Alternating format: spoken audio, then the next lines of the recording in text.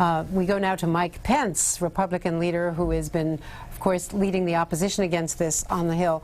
Congressman Pence, why is the president wrong about the effects of what he is now calling a jobs bill?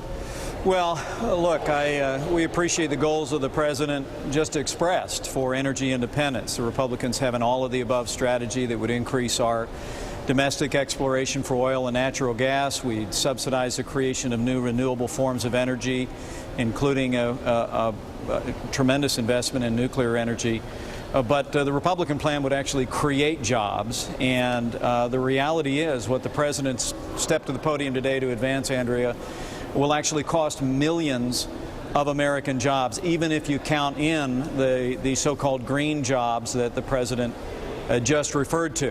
One study after another suggests that while there's different estimates on what the cap-and-trade legislation will cost each American household, there's really no dispute about the fact that this legislation will literally cost millions and millions of American jobs if it goes into effect. Well, his argument, of course, is that it will create jobs by creating a whole new industry, green industries around the country.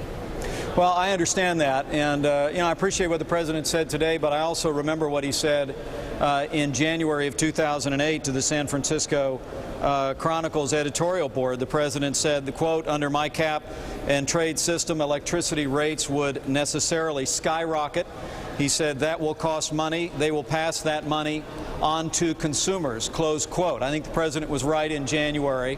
This talk about it being the cost of cap and trade just being paid by the polluters is frankly not consistent with what the president said during his campaign, that while utility companies and manufacturers will incur the first cost of cap and trade, they will pass that cost along to consumers in higher costs, higher utility rates. And I think the reason why they're struggling so much to pass this legislation tomorrow here on Capitol Hill is because members of Congress and millions of Americans realize this is nothing more than a national energy tax. And Andrea, the last thing we need during this difficult economic recession is to pass a national energy tax that will literally cost millions of American jobs.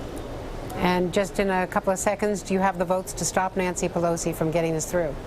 Well, last time I checked, the Republicans are in the minority on Capitol Hill. But, I love to say a minority in Congress plus the American people equals a majority. I think if the American people tune in to what the Democrats are offering in the form of a national energy tax, they look at the all-of-the-above strategy the Republicans are offering for more domestic exploration, more nuclear power plants, more conservation, more wind, more solar, they're going to choose the all-of-the-above energy strategy just about every time. We need to stop this national energy tax this week on Capitol Hill, and then we need to come together, as the president just admirably suggested, come together around that all-of-the-above energy strategy, and Republicans are ready to work on behalf of the American people to get that done.